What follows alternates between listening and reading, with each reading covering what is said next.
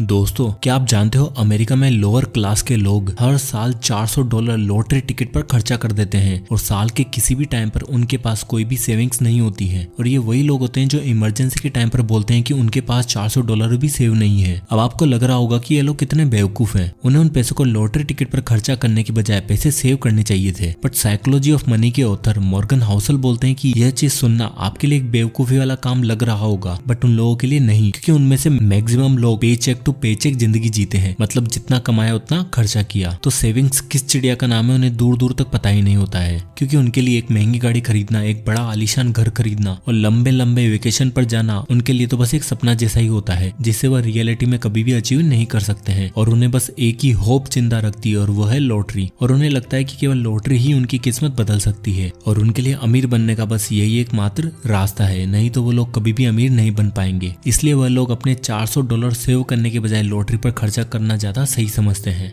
इसलिए Morgan Housel इस book में हमें ये बताते हैं कि हम ह्यूमंस अपने डिसीजन इमोशन के बेस पर लेते हैं, लॉजिक के बेस पर नहीं। तो दोस्तों, आज इस वीडियो में मैं आपको मॉर्गन हाउसल के द्वारा लिखी गई बहुत ही amazing book the psychology of money से 7 ऐसे लेसन्स बताने वाला हूँ जो आपका पैसों को लेकर जो बिहेवियर है वो पूरी तरीके से चेंज कर देंगे। Lesson number 1, being rich versus being wealthy. Author बोलते हैं कि अमीर होने में और वेल्थी होने में एक बहुत ही बड़ा डिफरेंस है। जब भी हम किसी अमीर इंसान को देखते हैं तो हमें सिर्फ उसकी अमीरी दिखाई देती है। एग्जाम्पल के लिए, अगर आप किसी इंसान को बहुत ही महंगी गाड़ी चलाते हुए देखते हो तो आपके मुंह से निकलता है कि अरे वाह कितनी महंगी गाड़ी है, कितना अमीर इंसान होगा। आप कभी भी ये नहीं बोलते हो कि कितना बड़ा लोन ले रखा है। आप किसी के आलीशान घर में जाओगे तो आप बोलोगे कि वाह कितना बड़ा घर है, ना कि अरे वाह कितने करोड़ों का लोन ले रखा है। क्योंकि हम लोगों को उनकी चीजों के बेस पर अमीर मानते हैं। उनके पास जितना ज्यादा शो ऑफ करने की चीजें होगी हम उन लोगों को उतना ही अमीर मानते हैं और फिर हम भी उसी ट्रैप में फंसते चले जाते हैं और हमें भी लगता है कि शो ऑफ जरूरी है। और जैसे ही हम पैसे कमाने लगते हैं हम भी अपना पैसा महंगी गाड़ी, महंगे मोबाइल और महंगे घर पर खर्चा करने लग जाते हैं और हम लोग उन चीजों की फोटोज इंस्टाग्राम पर डालना शुरू हो जाते हैं और शो ऑफ करने लग जाते हैं, क्योंकि हम भी लोगों को दिखाना चाहते हैं कि हमारे पास कितना पैसा है, हम भी कितने अमीर है। ऑथर बोलते हैं कि जब भी लोग बोलते हैं कि मैं लाखों या करोड़ों कमाना चाहता हूँ, तब उनका मतलब ये नहीं होता है कि मैं लाखों करोड़ों कमाकर उसे इन्वेस्ट करना चाहता हूँ, बल्कि उनका मतलब ये होता है कि मैं लाखों करोड़ों कमाकर उसे खर्च करना चाहता हूँ, जो कि वेल्थी होने से बिल्कुल ही अलग है। वेल्थी इंसान जो भी पैसा कमाते हैं वो अपना टाइम बेचकर पैसे नहीं कमाते हैं और वेल्थी लोग कभी भी अपने पैसों को शो ऑफ करने के लिए खर्च भी नहीं करते हैं। पैसे से सबसे इंपॉर्टेंट चीज जो खरीदी जा सकती है वो है आपका टाइम। अगर आपके पास करोड़ों रुपए हैं बट उस पैसे को एंजॉय करने के लिए टाइम ही नहीं है तो ऐसा पैसा किस काम का। और इस बुक के ऑथर बोलते हैं कि शो ऑफ करने के लिए पैसों को खर्च करना गरीब बनने का सबसे आसान रास्ता है और आप कभी भी अमीर नहीं बन पाओगे। इसलिए हमें रिच और वेल्थी होने का डिफरेंस पता होना चाहिए।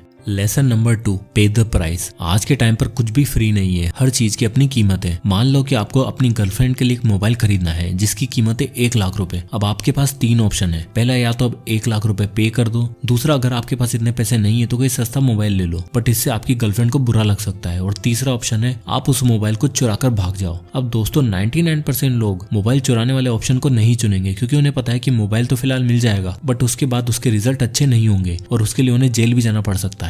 इसलिए हमारे लिए पहला और दूसरा ऑप्शन ही सही रहेगा, बट उसके लिए हमें प्राइस पे करनी पड़ेगी। बट लोग चीजों की प्राइस पे करना नहीं चाहते हैं, उन्हें तो सब फ्री में चाहिए। ऑथर बोलते हैं कि जब लोग स्टॉक मार्केट में इन्वेस्ट करते हैं तो जैसे ही मार्केट में फ्लक्चुएशन होता है तो वो डरने लगते हैं, वो अपने इमोशन को कंट्रोल नहीं कर पाते हैं। उन्हें चाहिए तो होता है हर साल अच्छा खासा रिटर्न, बस उस रिटर्न के लिए वो उस वोलेटिलिटी को एक्सेप्ट करना नहीं चाहते हैं और मार्केट नीचे जाने पर अपने सारे स्टॉक्स बेच देते हैं और लॉस उठा लेते हैं। इसलिए ऑथर बोलते हैं कि कोई भी चीज फ्री नहीं है, हमें उसके लिए प्राइस पे करनी पड़ेगी। अगर हम स्टॉक मार्केट में अच्छा रिटर्न चाहते हैं तो हमें मार्केट की वोलेटिलिटी को एक्सेप्ट करना होगा। 2011 में नेटफ्लिक्स की कीमत में 80% की गिरावट आई थी और उस वक्त डर के मारे काफी लोगों ने नेटफ्लिक्स के शेयर बेच दिए थे, क्योंकि वो मार्केट की इस अनसर्टेनिटी को झेल नहीं पाए थे। और उसके बाद नेटफ्लिक्स की कीमत कभी ऊपर और कभी नीचे होती रही, बट 2021 में नेटफ्लिक्स के शेयर अपने ऑल टाइम हाई पर गए। तो जिन लोगों ने इतने साल वेट किया होगा, अनसर्टेनिटी की प्राइस पे करी, उन्हें इसका सबसे ज्यादा फायदा मिला। Lesson number 3, controlling your time. Morgan Housel बोलते हैं कि हमारा अल्टीमेट गोल पैसा नहीं जबकि टाइम पर कंट्रोल पाना है।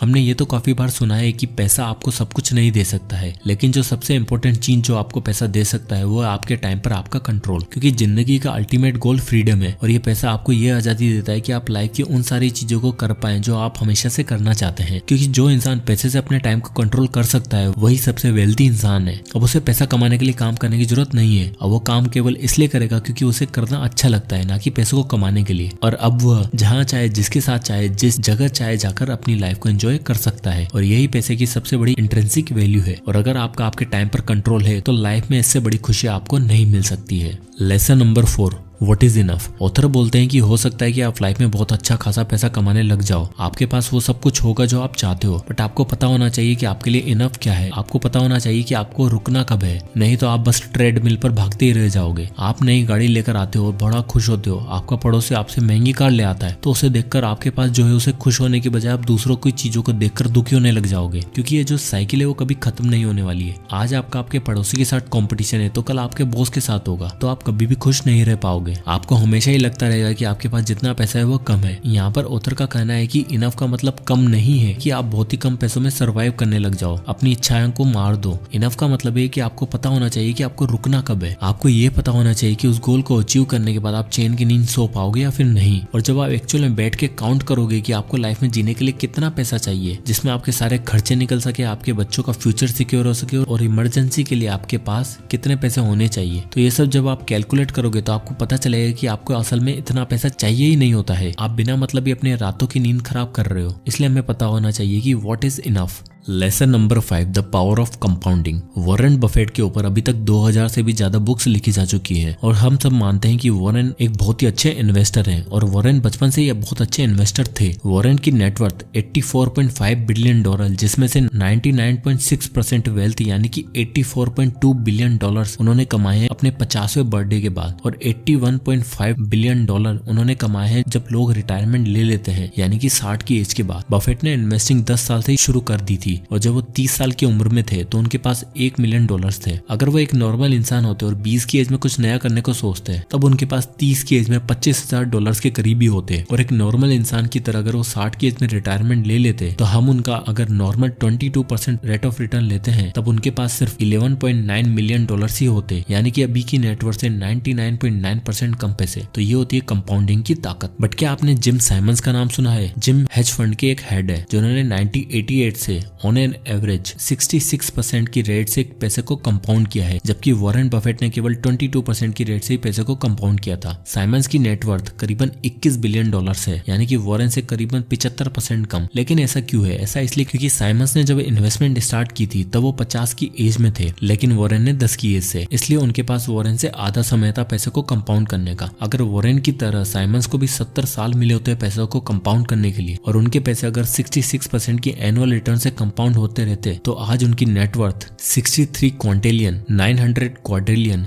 781 ट्रिलियन, 780 बिलियन, 748 मिलियन और $160,000 होती। डोंट वरी, डरिएगा मत। तो ये होती है कंपाउंडिंग की ताकत। Lesson number 6, save money. Author बोलते हैं कि दुनिया में 3 तरह के लोग होते हैं। पहले जो लोग पैसा सेव करते हैं, दूसरे जो लोग सोचते हैं कि वो पैसा सेव नहीं कर सकते हैं क्योंकि उनके एक्सपेंसेस बहुत ज्यादा है, और तीसरे जो लोग सोचते हैं कि उन्हें पैसे सेव करने की जरूरत ही नहीं है। एंड आई एम श्योर कि आप तीसरी कैटेगरी में तो नहीं आते होंगे। ऑथर बोलते हैं कि building wealth has little to do with your income और investment returns and lots to do with your saving rate. यानी कि अगर आप अमीर बनना चाहते हो तो ये इस बात पर बहुत कम निर्भर करता है कि आप कितना कमाते हो और आपके इन्वेस्टमेंट रिटर्न क्या है, बल्कि आप कितना ज्यादा और कितना जल्दी सेव करते हो इस बात पर बहुत ही ज्यादा डिपेंड करता है। बचपन से हम सुनते आए कि सेविंग करना बहुत ही इंपॉर्टेंट है। सेविंग का मतलब इनकम माइनस एक्सपेंसेस, यानी कि आपके इनकम से अगर आपके एक्सपेंसेस को निकाल देंगे तो जो बचेगा वो आपकी सेविंग्स होगी। बट ऑथर हमें एक्सपेंसेस की जगह ईगो का यूज करने को बोलते हैं, मतलब कि जो आपकी नीड्स है जिन्हें आपको पूरा करना जरूरी है वही एक्चुअल में आपके एक्सपेंसेस हैं। उसके अलावा आप जिस चीज पर भी पैसा खर्च करते हो, जैसे कि वो नया मोबाइल, वो नए जूते, वो नई गाड़ी जो आप दूसरों को दिखाने के लिए खरीदना चाहते हो, वो सब आपके एक्सपेंसेस नहीं, वो आपका ईगो है। आप अपने ईगो को सेटिस्फाई करने के लिए खर्चा करते हो और एट द मंथ आपके पास कुछ भी नहीं बचता है और आपका एक ही जवाब होता है कि यार मुझसे तो सेविंग होती नहीं है। इसलिए अगर आपको अपनी फाइनेंशियल लाइफ पर कंट्रोल चाहिए तो आपको पैसे सेव करने पर ध्यान देना होगा। Lesson number 7, decide your goal.